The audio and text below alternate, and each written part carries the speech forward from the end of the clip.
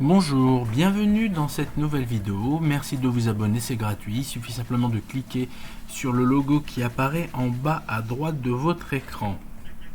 Donc dans un premier temps, je vais ouvrir le tableau que j'ai préparé à l'avance.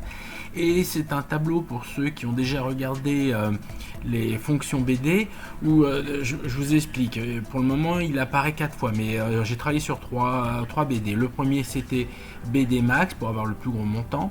Ici en dessous, c'est le BD Min pour avoir le plus petit montant. Celui-là, c'était le BD moyenne pour calculer la moyenne par rapport à toutes les valeurs qui apparaissaient justement dans ce tableau sur la colonne D concernant le chiffre d'affaires en euros de chaque personne. Donc maintenant, je vais rajouter le dernier de cette liste de BD que je vais justement faire, qui est le BD NB.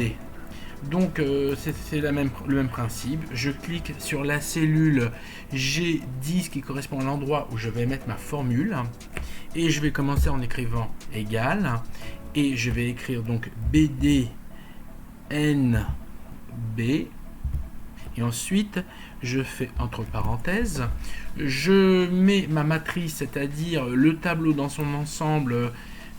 Voilà, c'est fait donc de A3 jusqu'à D12, donc c'est ma matrice. Ensuite, je fais point virgule. Je cherche ensuite la colonne et je cherche le titre dans cette colonne où je veux le résultat. Donc c'est en D3, c'est chiffre d'affaires en euros. Voilà. Ensuite, je fais à nouveau point virgule et je surligne tout ce qui se trouve entre D3 et D12. Mais si c'est un tableau avec beaucoup plus de lignes, vous auriez jusqu'au bout des lignes. Donc, je surligne de D3 jusqu'à D12. Et ensuite, je ferme la parenthèse. Et je fais entrer. Et nous nous retrouvons avec 9. Donc, on peut confirmer qu'il y a eu 9 employés qui ont participé à ce tableau correspondant au mois de mai 2022. Donc voilà, nous avons et le chiffre le plus élevé et le chiffre le plus faible, la moyenne et le nombre d'intervenants. Voilà, nous avons réussi.